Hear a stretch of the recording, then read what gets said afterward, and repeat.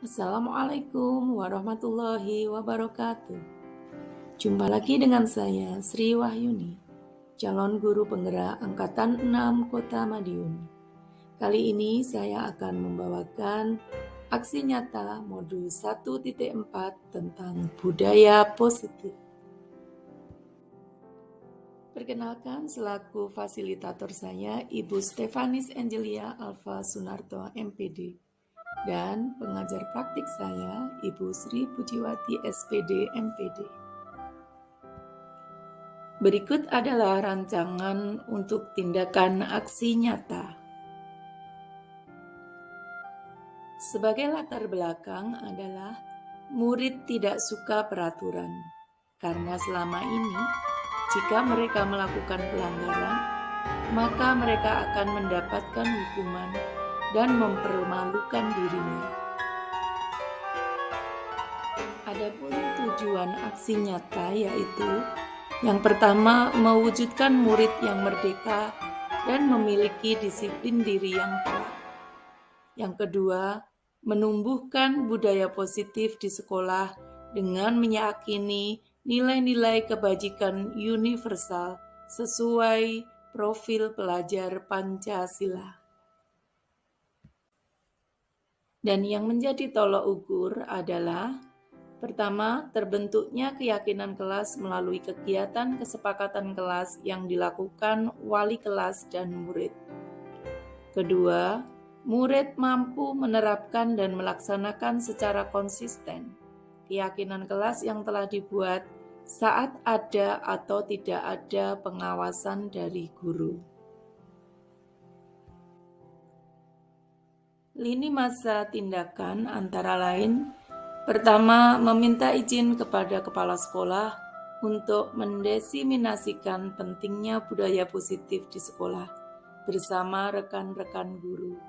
Kedua, mengumpulkan rekan guru untuk melakukan desiminasi tentang materi budaya positif di sekolah yang telah saya dapatkan dari pendidikan guru penggerak Angkatan 6. Ketiga, berkoordinasi dan berkolaborasi dengan wali kelas untuk membuat keyakinan kelas di kelas masing-masing. Keempat, memantau, merefleksi, dan mengevaluasi keyakinan kelas yang telah dibuat.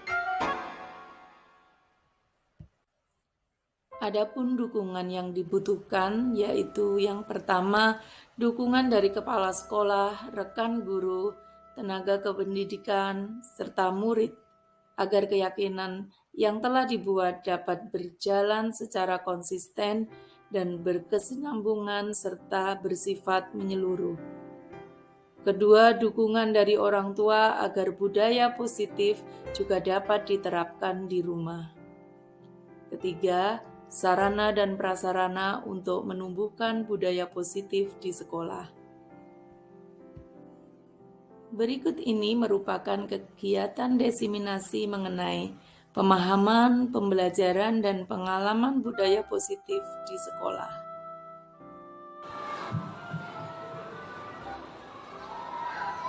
Assalamualaikum warahmatullahi wabarakatuh. Terima kasih Bapak Ibu atas kehadirannya di ruangan ini dalam rangka mengikuti desiminasi tentang budaya positif di sekolah.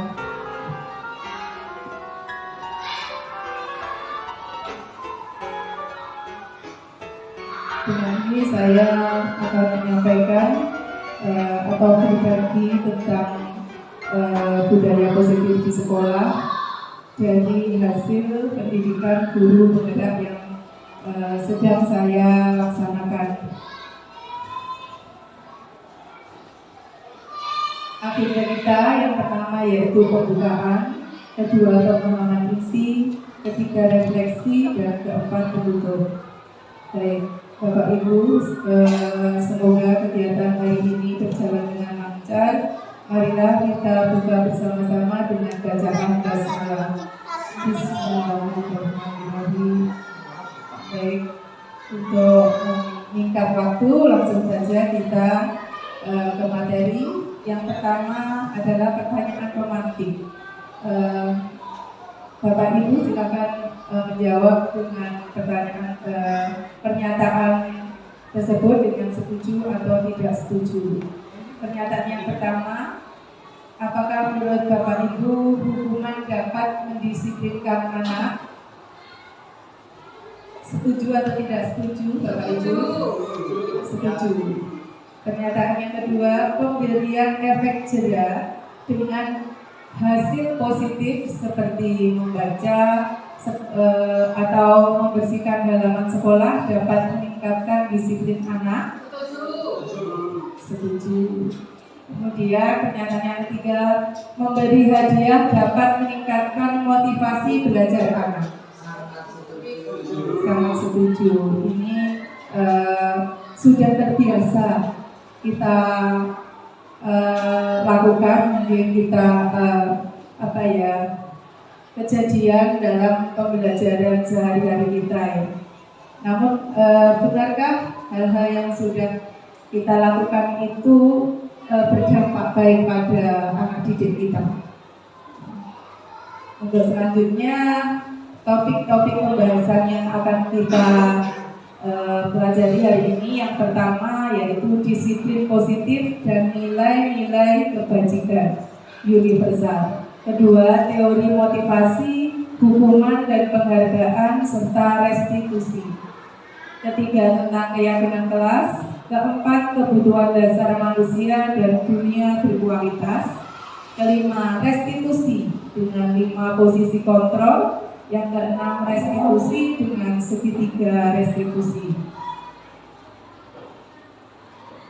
Yang pertama yaitu disiplin positif dan nilai-nilai kebajikan universal. Disiplin positif ini berdasarkan teori dari Dr. William Glasser yang dikenal dengan teori kontrol dan teori pilihan. William Glasser menyatakan diantaranya, Anda tidak bisa mengontrol orang lain, hanya Anda yang bisa mengontrol diri Anda. Terkait dengan makna disiplin, yaitu belajar kontrol diri dengan menggali potensi kita agar tercapai tujuan mulia, yang yaitu sesuatu menjadi seseorang yang kita inginkan berdasarkan nilai-nilai yang kita hargai. Kemudian pernyataan kedua, semua perilaku memiliki tujuan. Nah, untuk mewujudkan tujuan ini melalui teori motivasi, di mana ada 2 macam motivasi, yaitu yang pertama motivasi ekstrinsik dan yang kedua motivasi intrinsik. Motivasi ekstrinsik yang pertama bertujuan untuk menghindari hukuman. Jadi kalau anak-anak kita itu melakukan suatu konsekuensi untuk menghindari hukuman, itu masuk ke motivasi ekstrinsik. Kemudian yang kedua, tujuannya untuk mendapatkan imbalan supaya dapat hadiah, itu juga masuk motivasi ekstrinsik. Kemudian yang ketiga, untuk menghargai diri sendiri. Nah, ini baru masuk motivasi intrinsik yang di dalamnya berarti sudah berkembang nilai-nilai kebajikan universal. Nah, ini bisa kita laksanakan, kita buat melalui keyakinan kelas di kelas masing-masing. Kemudian pernyataan ketiga yaitu model berpikir menang-menang, kolaborasi dan konsensus menciptakan pilihan-pilihan baru. Nah, ini dapat kita wujudkan dengan 5 posisi kontrol. Sebagai seorang guru, kita posisi kontrol mana yang harus kita ambil dalam menghadapi kasus-kasus di kelas? Yang pertama, sebagai penghukum. Kedua, pembuat rasa bersalah. Ketiga, teman. Keempat, pemantau. Atau kelima, manajer. Setelah kita mengambil posisi tersebut, kita bisa melakukan segitiga restitusi. di mana ada 3 langkah di dalamnya. Yang pertama yaitu menstabilkan identitas, kedua validasi kebutuhan, ketiga menanyakan keyakinan. Ini terkait dengan keyakinan kelas yang sudah dibuat tadi. Kemudian pernyataan berikutnya yaitu realitas kebutuhan. Setiap manusia berbeda-beda. Kita berusaha memahami pandangan orang lain tentang dunia. Setiap orang memiliki gambaran yang berbeda. Pada dasarnya manusia memiliki 5 kebutuhan pokok, yaitu yang pertama bertahan hidup, kedua penguasaan, ketiga kasih sayang dan rasa diterima, keempat kesenangan, dan kelima kebebasan. Lalu apakah makna disiplin yang sesungguhnya? Berasal dari bahasa Latin yaitu disiplina, artinya belajar. Makna asal dari kata ini berkonotasi dengan disiplin diri dari murid-murid Sokrates dan Plato. Disiplin diri membuat orang menggali potensinya menuju sebuah tujuan, apa yang dia hargai. Namun kenyataannya dalam budaya kita yang sering kita lakukan, makna kata disiplin itu telah berubah menjadi sesuatu yang dilakukan seseorang pada orang lain untuk mendapatkan kepatuhan. Kecenderungan umum adalah menghubungkan kata disiplin dengan ketidaknyamanan, bukan dengan apa yang kita hargai atau pencapaian suatu tujuan yang mulia. Nilai-nilai kebajikan universal adalah sifat-sifat positif manusia yang merupakan tujuan mulia yang ingin dicapai setiap individu. Nilai-nilai tersebut bersifat universal, lintas bahasa, suku, bangsa, agama, maupun latar belakang. Poin pertama, setiap perilaku atau perbuatan memiliki suatu tujuan. Ini menurut pendapat Dr. William Glasser. Kemudian dengan mengaitkan nilai-nilai kebajikan yang diyakini seseorang, maka motivasi intrinsiknya akan terbangun, sehingga menggerakkan motivasi dari dalam untuk dapat mencapai tujuan mulia yang diinginkan, menurut Diana Gosen. Lalu nilai-nilai kebajikan yang ingin dicapai oleh setiap anak Indonesia kita kenal dengan profil pelajar Pancasila. Yang pertama, beriman bertakwa kepada Tuhan Yang Maha Esa dan berakhlak mulia, mandiri, bernalar kritis, berkebinekaan global, bergotong royong, dan kreatif. Materi yang kedua yaitu teori motivasi, hukuman, dan penghargaan serta restitusi. Di depan tadi sudah disampaikan teori motivasi perilaku manusia ada 2 macam, yaitu motivasi eksternal dan motivasi internal. Pernyataan bersama bertujuan untuk menghindari ketidaknyamanan atau hukuman. Apa yang akan terjadi apabila saya tidak melakukannya? Ini kalau motivasi eksternal, kita memberi hukuman pada anak, sehingga membuat anak itu merasa tidak nyaman, sehingga kita berharap anak itu menghentikan perbuatannya. Kemudian yang kedua, tujuannya untuk mendapatkan imbalan dari orang lain, untuk mendapatkan penghargaan atau untuk mendapatkan hadiah. Ini berarti juga motivasi secara eksternal. Kemudian kalau tujuan yang ketiga ini untuk menghargai diri sendiri.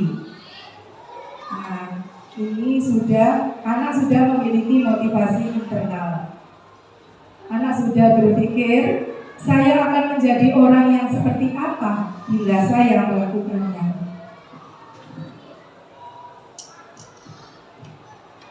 Merdeka menurut Ki Hajar Dewantara. Merdeka itu artinya tidak hanya terlepas dari perintah, akan tetapi juga cakap membuat perintah atau memerintah dirinya sendiri. Dihukum oleh penghargaan. Jadi penghargaan yang menurut kita itu memotivasi anak untuk menjadi lebih baik, ternyata penghargaan juga bisa menjadi hukuman bagi anak-anak. Bahwa penghargaan berlaku sama dengan hukuman. Dalam arti meminta atau membujuk seseorang melakukan sesuatu untuk memenuhi suatu tujuan tertentu dari orang yang meminta atau membujuk. Dorongannya eksternal dan ada faktor ketergantungan. Artinya anak itu kedepannya akan selalu berharap dapat hadiah. Kalau nggak dapat imbalan, nggak mau melakukan. Seperti itu.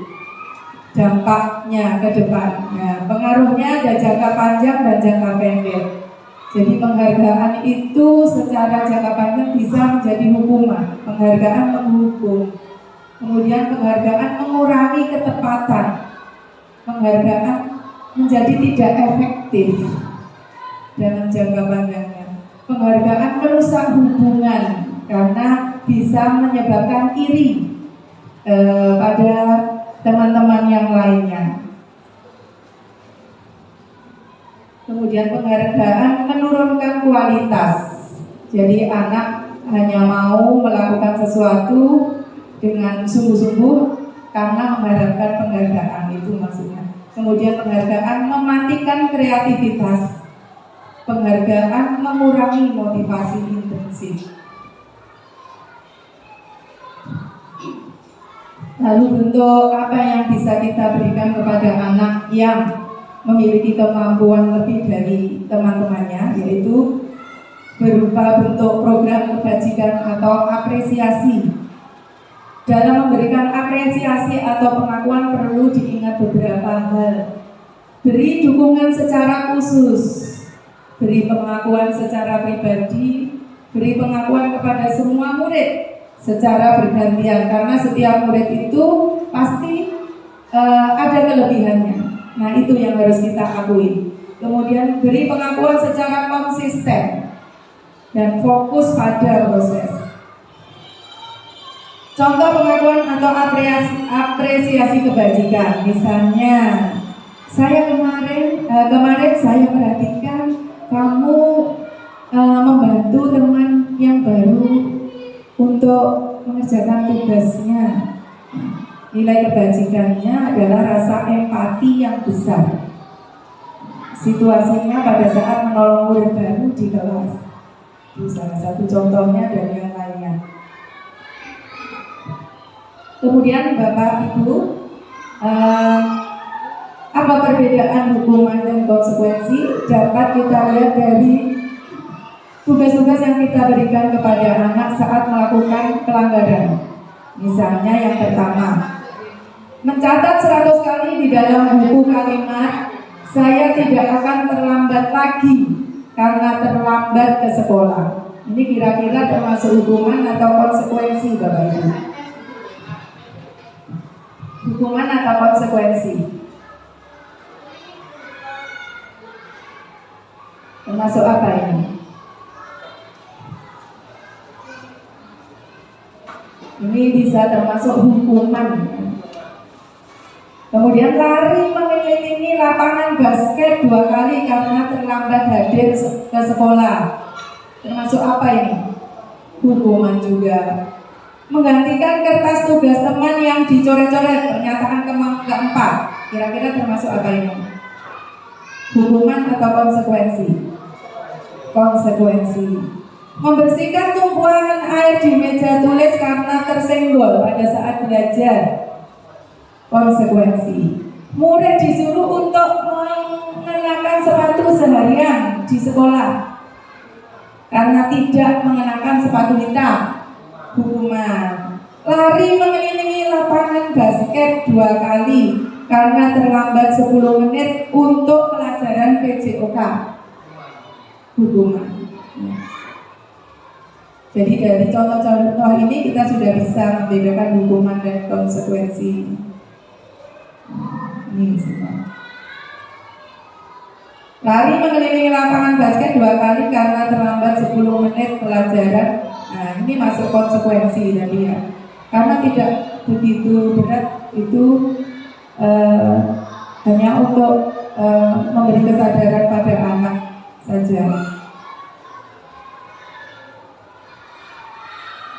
Kemudian ini langsung saja perbedaan hukuman, konsekuensi, dan restitusi. Hukuman itu sesuatu yang menyakitkan dan harus terjadi, dan kita memberikannya biasanya secara mendadak tanpa pemberian terlebih dahulu. Kemudian konsekuensi itu sesuatu yang harus terjadi, tetapi biasanya anak sudah tahu. Restitusi merupakan pilihan, jadi anak diberi pilihan jika melanggar peraturan, ini jalan terbaiknya apa? Itu anak diajak berbicara, kemudian bisa diminta untuk memilih solusinya apa yang terbaik. Kemudian tidak nyaman untuk murid, itu hukuman. Konsekuensi tidak nyaman untuk murid dalam jangka waktu pendek, kalau hukuman dalam jangka waktu panjang. Restitusi menguatkan murid, anak dalam jangka waktu panjang. Jadi memberi restitusi itu bersifat memberi penguatan. Kemudian hukuman korban mendapatkan keadilan, konsekuensi korban bisa diabaikan, restitusi korban mendapatkan ganti. Kemudian hukuman, murid atau anak akan tersakiti baik secara psikis maupun fisiknya, tergantung hukuman yang diberikan. Kemudian konsekuensi, murid atau anak dibuat tidak nyaman. Restitusi, murid atau anak mendapatkan penguatan. Kemudian hukuman, perilaku anak pasif agresif meningkat. Konsekuensi, penguatan hanya bertahan dalam jangka waktu pendek. Restitusi, masalah terpecahkan. Hukuman, sistem tidak akan berjalan bila murid tidak takut. Jadi biasanya hukuman itu membuat takut anak hanya sementara waktu. Kemudian konsekuensi memerlukan monitoring dan supervisi terus-menerus dari guru. Restitusi, murid belajar bertanggung jawab untuk perilakunya. Jadi kita berharap dengan restitusi ini anak akan selalu berperilaku tertib, berperilaku baik saat ada bapak ibu guru maupun tidak. Kemudian hukuman berlaku hanya pada sebuah institusi, tidak berlanjut pada kehidupan nyata. Konsekuensi membantu penerapan mengikuti peraturan dalam masyarakat. Jadi dari peraturan yang kita buat, kita ajak membuat juga konsekuensinya apa. Anak-anak belajar, dari situ anak-anak belajar bersosial dan bermasyarakat. Kemudian restitusi, fokus pada pemecahan masalah dalam jangka waktu panjang. Hukuman, peraturannya adalah, itu sudah pasti, harus ini dan kamu harus begini. Untuk konsekuensi, apa peraturannya? Mampukah kamu melakukannya? Dan kita beri penghargaan, terima kasih jika anak sanggup melakukannya. Kemudian untuk restitusi, pertanyaannya, apa yang kamu yakini? Apa yang bisa kamu lakukan untuk memperbaiki masalah ini? Jadi anak-anak didorong untuk memiliki kesadaran dari dalam diri atau motivasi intrinsik tadi ya Bapak Ibu. Kemudian yang terakhir, murid atau anak membenci peraturan. Ini hukuman itu. bisa membuat anak menjadi benci dengan peraturan. Kemudian konsekuensi, murid atau anak menghormati peraturan. Restitusi, murid atau anak menghormati dirinya dan orang lain. Jadi secara otomatis dia akan mematuhi peraturan. Lalu apa itu restitusi? Restitusi adalah proses menciptakan kondisi bagi murid untuk memperbaiki kesalahan mereka, sehingga mereka bisa kembali pada kelompok mereka dengan karakter yang lebih kuat.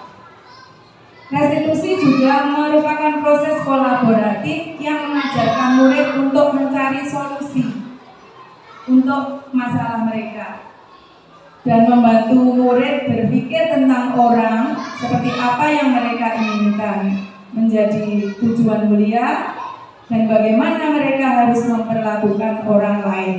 Ini memang tidak bisa dilakukan hanya dalam waktu sehari 2 hari, seminggu 2 minggu, sebulan 2 bulan, tapi butuh proses yang lama Bapak Ibu. Mungkin diawali dari kelas 1 sampai nanti dia lulus kelas 6, itu baru kelihatan perubahannya, tapi dengan konsistensi dalam pelaksanaannya. 9 ciri-ciri restitusi, yaitu yang pertama bukan untuk menebus kesalahan, namun untuk belajar dari kesalahan. 2 memperbaiki hubungan. 3 tawaran bukan paksaan. 4 restitusi menuntut untuk melihat ke dalam diri. 5 restitusi mencari kebutuhan dasar yang mendasari tindakan. 6 restitusi diri adalah cara yang paling baik. Restitusi fokus pada karakter bukan tindakan. 8 restitusi fokus pada solusi. 9 restitusi mengembalikan murid yang berbuat salah pada kelompoknya. Berikutnya keyakinan kelas. Mengapa tidak peraturan saja? Mengapa harus keyakinan kelas? Ini contoh peraturan yang menjadi keyakinan kita. Mengapa kita memiliki peraturan harus menggunakan helm bila mengendarai kendaraan roda 2? Tentu kita karena memiliki keyakinan bahwa kalau memakai helm itu akan lebih aman, menjaga keselamatan diri kita sendiri. Kemudian mengapa kita memiliki peraturan 3M, menggunakan masker, mencuci tangan, dan menjaga jarak 1,5 meter? Itu juga karena kita yakin akan menjaga kesehatan dan keselamatan kita. Mengapa kita memiliki peraturan harus datang tepat waktu pada saat mengikuti pelatihan? Karena kita yakin dengan tepat waktu kita tidak akan ketinggalan materi yang disampaikan dalam pelatihan. Nah, untuk mendukung motivasi intrinsik, kembali ke nilai-nilai atau keyakinan-keyakinan lebih menggerakkan seseorang dibandingkan mengikuti serangkaian peraturan-peraturan. Nah, budaya positif ini akan tumbuh dari lingkungan terkecil, Bapak Ibu, yaitu dari peraturan kelas atau kesepakatan kelas. Jadi biasanya kalau kesepakatan kelas itu perlu dibuat di awal pembelajaran atau di awal-awal tahun pembelajaran. Jadi anak-anak tahu jika melanggar aturan kelas nanti konsekuensinya apa. Kemudian kita dorong untuk menjadi sebuah keyakinan kelas. Nah, dari keyakinan tiap-tiap kelas ini akan menumbuhkan lingkungan yang positif di sekolah dan menghasilkan budaya positif di sekolah. Nah, dari gambar tersebut, Bapak Ibu, menurut Bapak Ibu yang mana yang merupakan keyakinan kelas? Yang kanan atau yang kiri? Yang hijau atau yang putih? Putih, ya. Kalau Yang hijau ini kesepakatan kelas. Biasanya telah dibuat anak dibuatkan pula konsekuensinya apa. Nah, kalau kesepakatan kelas ini guru memotivasi anak untuk menumbuhkan kesadaran diri untuk berperilaku baik dan betul. Jadi yang putih ya, yang termasuk keyakinan kelas. Kemudian kegiatan pendalaman keyakinan kelas melalui tabel T dan Y. Ini jika kita hendak membuat keyakinan kelas, bisa kita lakukan dengan cara seperti ini, yaitu tabel Y itu, tabel T dan Y itu, T pertama itu terdengar, kemudian terlihat dan berperilaku. Kemudian tabel Y terdengar, terlihat dan berperilaku. Tabel T-nya yang sebelah paling kanan, hormat, bekerja, diterima dan dimiliki. Nah, contohnya hormat. Kami meyakini bahwa sangat penting untuk menghormati semua orang dan barang milik orang lain. Kemudian bekerja. Kami meyakini bahwa sangat penting untuk mengerjakan sesuatu pekerjaan untuk mengikuti kegiatan yang telah ditugaskan. Ini terkait tugas-tugas belajar di kelas. Kemudian diterima dan dimiliki. Kami meyakini bahwa sangat penting untuk merasa diterima pada suatu kelompok dan saling peduli satu dengan yang lainnya. Ini sama dengan yang atasnya tadi. Kemudian ini sebagai contoh Bapak Ibu, dari tabel ini, dari peraturan yang telah kita buat yang sudah ada di kelas kita, itu bisa kita jadikan keyakinan kelas. Contohnya yang pertama, selalu kembalikan buku ke tempatnya. Keyakinan kelasnya ini adalah tentang tanggung jawab. Kemudian dilarang mengganggu orang lain. Itu peraturannya. Keyakinan kelasnya diharapkan anak dapat menghormati orang lain. Hadir di sekolah 15 menit sebelum pembelajaran dimulai. Keyakinan kelasnya menghormati orang lain dan berkomitmen. Dilarang melakukan kekerasan. Keyakinan kelasnya keselamatan dan menghormati orang lain. Dilarang menggunakan narkoba. Keyakinan kelasnya kesehatan. Bergantian atau menunggu giliran. Keyakinan kelasnya menghormati orang lain dan bersabar. Gunakan masker. Keyakinan kelasnya kesehatan, keselamatan. Jangan berlari di kelas atau koridor. Keyakinan kelasnya keselamatan dan keamanan. Kemudian lanjut materi berikutnya tentang kebutuhan dasar manusia dan dunia berkualitas. Yang pertama, yang di tengah itu bertahan hidup. Setiap manusia perlu untuk bertahan hidup, misalnya dengan makan dan minum. Kemudian yang kedua, penguasaan. Ini dalam hubungannya dengan orang lain atau suatu kelompok atau kelompok masyarakat.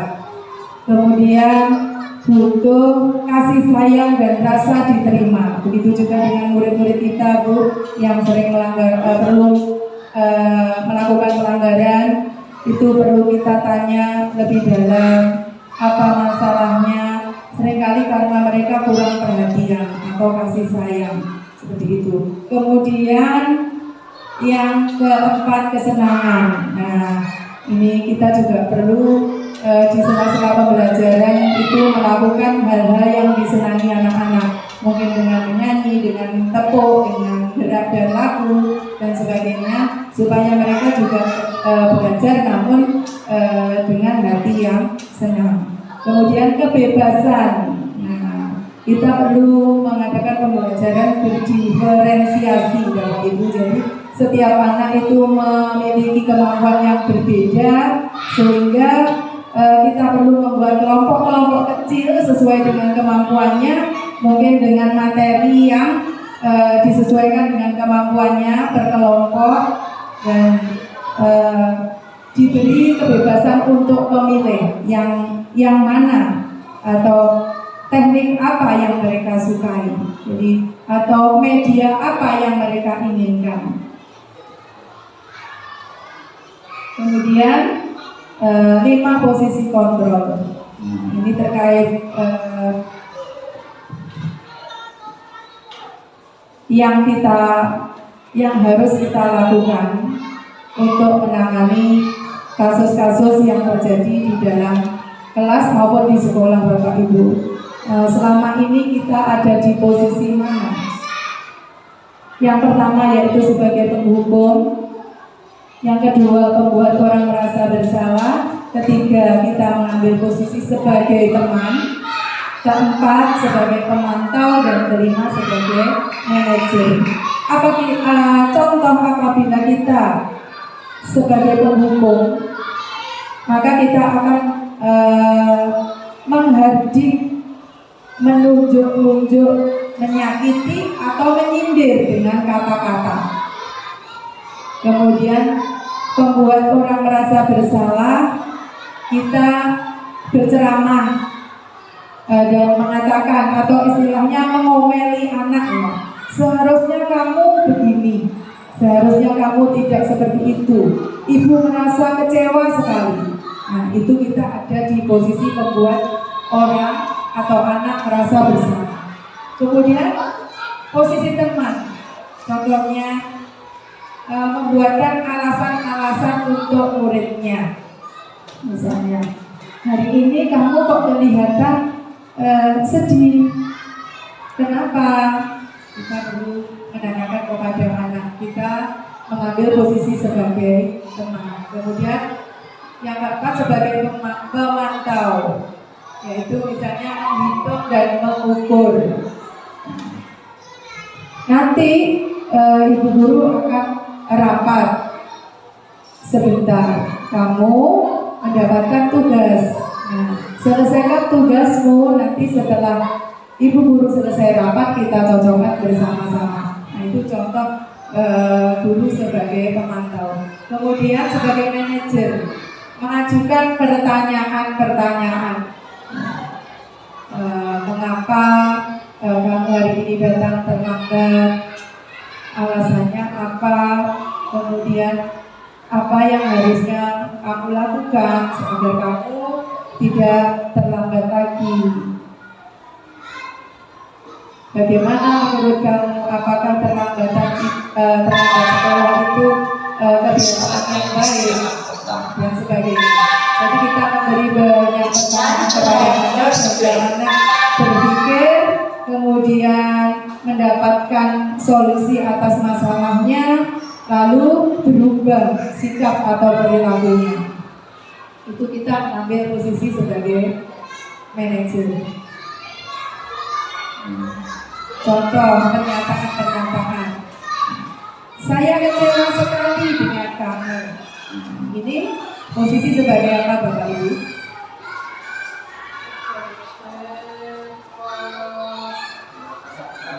Membuat rasa bersalah. Kemudian kamu tidak pernah benar melakukannya. Posisi sebagai apa? Pembuat rasa bersalah. Betul sekali maksud. Ayolah lakukan demi ibu atau bapak. Ya, betul. Sebagai teman. Apakah kamu mau mendapatkan stiker bintang hari ini? Terkait dengan penghargaan juga berarti ya. Sebagai apa? Sebagai pemantau. Bagaimana kamu bisa menyelesaikan masalah ini?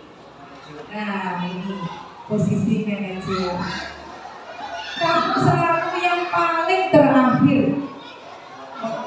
Nah, pembuat penghukum sebagai penghukum.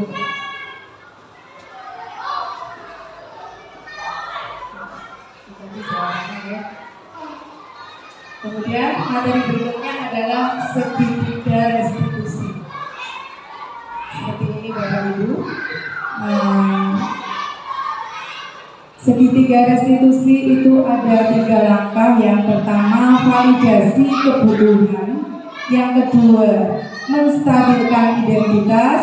Yang ketiga, menanyakan keyakinan. Langkah pertama, menstabilkan identitas. Tujuannya untuk membuat anak yang merasa gagal karena berbuat salah menjadi positif terhadap dirinya. Jadi walaupun bersalah, anak tidak boleh dengan spontan dipersalahkan karena bisa efek psikisnya itu kurang bagus. Jadi dalam hari ini untuk menstabilkan identitas, maka guru akan berkata berbuat salah itu hal yang manusiawi. Bapak Ibu guru juga pernah salah. Tidak ada manusia yang sempurna. Bapak Ibu juga pernah berbuat salah. Kita pasti bisa menyelesaikan permasalahan ini. Bapak Ibu guru tidak tertarik untuk mencari tahu siapa yang benar, siapa yang salah. Bapak Ibu lebih tertarik untuk menyelesaikan masalah. Ya, kalau kamu menyalahkan dirimu sendiri terus-menerus, apakah kamu bersikap baik pada dirimu sendiri? Ini pada tahap menstabilkan identitas. Kemudian pada tahap kedua yaitu validasi kebutuhan. Tujuannya untuk membantu murid mengenali basic need atau kebutuhan dasar yang ingin dipenuhinya ketika melakukan kesalahan itu. Pada dasarnya setiap tindakan manusia tujuannya adalah untuk memenuhi kebutuhan dasar yang ada 5 tadi. Yang pertama apa Bapak Ibu? Bertahan hidup. Kemudian yang kedua, penguasaan. Yang ketiga, rasa kasih sayang dan rasa diterima. Yang keempat, kesenangan. Yang kelima, kebebasan. Apakah itu power atau freedom, love and belonging, fun atau survival? Nah, ini bahasa Inggrisnya di kebutuhan dasar tadi. Maka dalam validasi kebutuhan, guru akan berkata, contohnya, kamu bisa saja melakukan hal yang lebih buruk, tapi kamu tidak melakukannya, kan? Kamu pasti punya alasan mengapa melakukannya. Apa yang penting bagi kamu? Kamu boleh tetap berusaha menjaga sikap itu, tapi tambahkan sikap yang lain yang baru. Maukah kamu belajar cara lain untuk mendapat yang kamu butuhkan tanpa harus memukul? Apakah kamu bisa melakukan yang lebih baik lagi? Ini pada validasi, pada tahap validasi kebutuhan.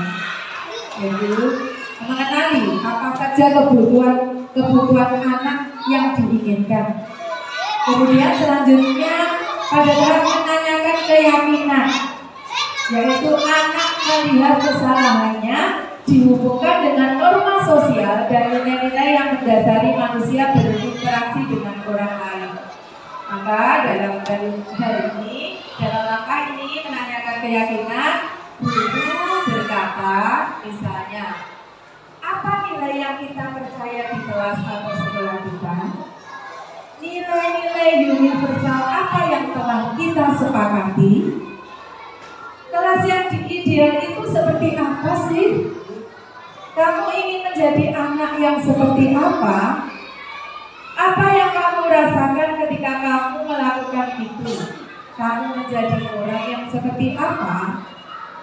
Ini untuk menumbuhkan kesadaran diri, sehingga menjadi keyakinan diri.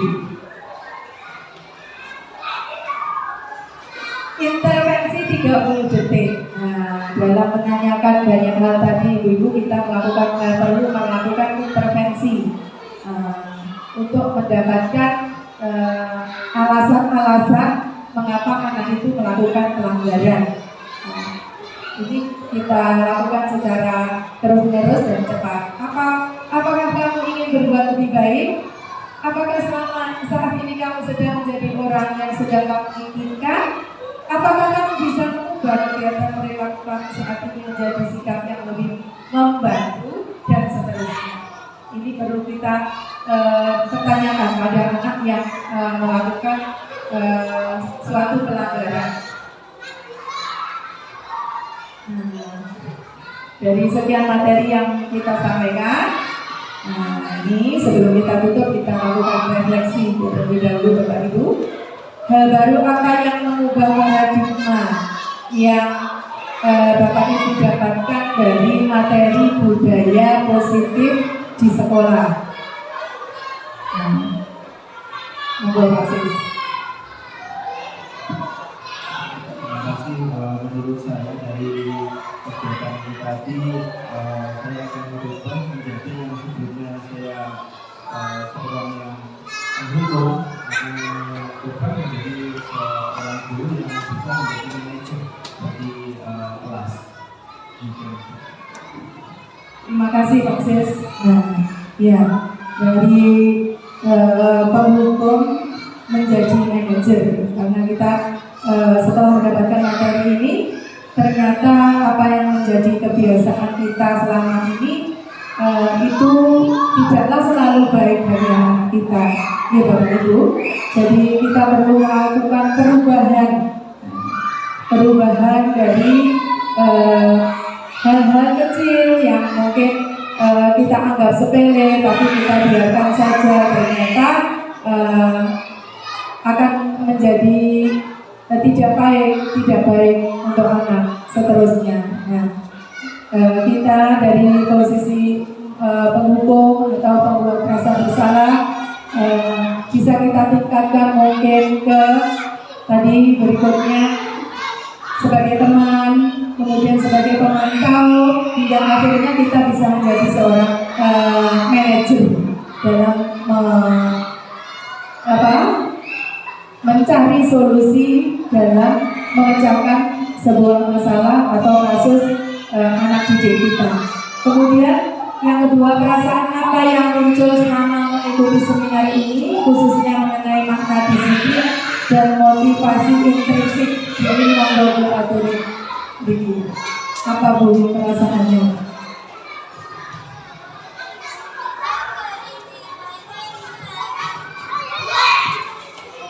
Perasaan saya senang sekali karena mendapat tambahan ilmu pengetahuan bagaimana kita sebagai pendidik bisa atau memiliki trik-trik untuk mendisiplinkan siswa, karena siswa kita pada umumnya banyak yang tidak disiplin, mungkin pengaruh dari media sosial dan sebagainya. Melalui ini tadi kita mendapatkan beberapa trik bagaimana cara kita bisa mendisiplinkan siswa-siswi kita. Demikian Bu. Terima kasih Bu Win. Ya. Jadi memang betul sekali Bapak Ibu. Mungkin kita perlu lebih bersabar lagi, lebih telaten lagi, lebih dekat dengan anak-anak kita, ya. Dengan demikian kita berharap bisa menciptakan mulai dari peraturan kelas yang sudah kita miliki, itu kita tingkatkan menjadi keyakinan kelas, kemudian dari keyakinan kelas yang kita bisa tumbuhkan bersama-sama, maka akan menciptakan lingkungan positif di sekolah dan akhirnya melahirkan budaya-budaya positif di sekolah. Itu harapan kita semua Bapak Ibu.